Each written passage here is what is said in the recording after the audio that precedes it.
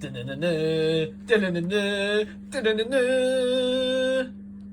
TV. How do there, guys, and welcome back to Edgar TV. And if you've just stumbled across this channel because you're a beginner dart player and you want some tips, my name's Matthew Edgar, PDC professional dart player. Been a professional since 2011, so good bit of experience there on the board, and also in the coaching background. Today what we're going to do is we're going to have a little look at the beginner practice and beginner games, and the message is clear at the top: do not benefit from bad practice. Now, when I used to coach, we used to always have this thing about the word unlucky.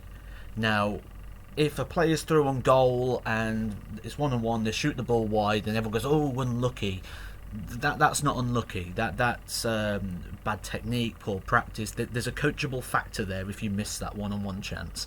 This is what I'm talking about here with darts as well. Darts, we've got these beginner things where we can mislead ourselves, so we can actually throw better averages, we can throw quicker legs, quicker games, but it might not be because that's what we're trying to achieve. Now, what might happen is you might spoon a dart into treble 18, you might drop a few darts into treble 14, you might hit more big 18s. It's not what you're going for.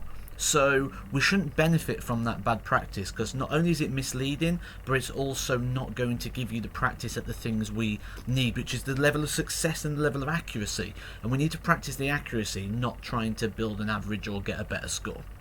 So, I'm going to sound a bit like my old pal Bozza at the minute with the rule, but we're going to go with the rule of 3. The rule of 3 basically means 3 sections. So, if I'm throwing at 20s, 20s is 1 section, 5 and 1, that's my slice of the board. Those 3 digits. Now, the trick to this is, when you're playing your games, now, obviously, when you're playing a match, you might get away with it, and you'll benefit from this in a match sometimes. You'll bang a bit treble 18, you go, oh, lovely, happy days. But it's not what you went for, so we don't want to reinforce that within our practice.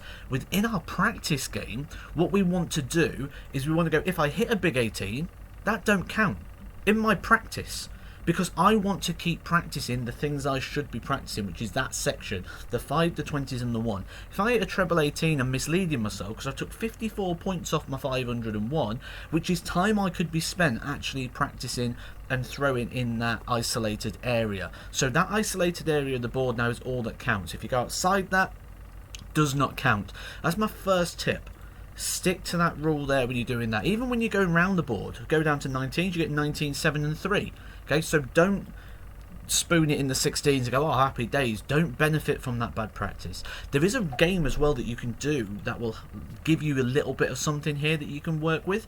So what we're going to do is I'm just going to quickly go onto the Edgartron.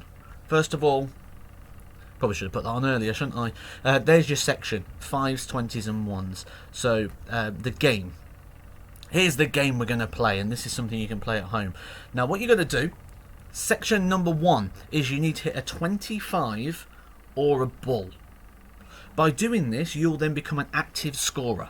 If you struggle with hitting a 25 or a bull, what you can do, get yourself a piece of chalk, flat head, and draw around the outside with a chalk line. Now this chalk line will extend the area. This is another little tip that you can do when you're throwing into isolated areas such as a treble or a double. You just need a little bit bigger for now, just to help shrink in that isolated area. So chalk line around if you're struggling with it. If you can get a 25 or a ball, great.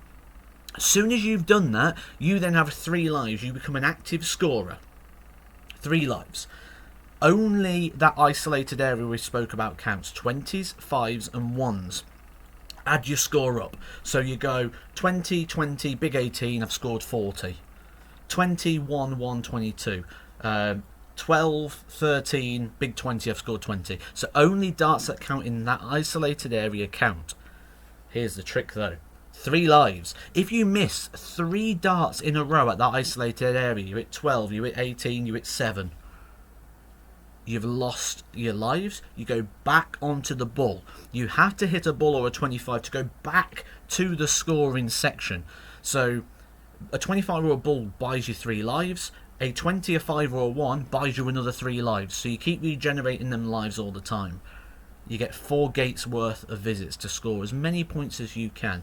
By gates, what I mean is that's a tally. So I've had 3 darts, 1. I've had 3 darts, 2. 3 darts, 3. Gate it off after 15 darts. So really you've got 60 darts here. That a line on that tally is 1 handful of darts. So you get 4 gates worth of visits. Score as many as you can. Good game, this one, because one of the things you'll learn first as a beginner player is those vertical lines. It's the horizontal lines and the isolated areas that come after. So the vertical lines, this is all working on that. The ball's in the middle, the 20's in the middle, and then it gives you a little bit of leeway left or right. Let me know how you get on with that, guys. And remember, think about your practice. Don't benefit from bad practice, and don't benefit when things go wrong. In a game, if it happens, okay, we got a bit lucky. But don't reinforce that luck. We certainly don't practice for luck, we practice for skill. So remember those little tips, guys, and I'll catch you soon for some more Edgar TV. Edgar TV.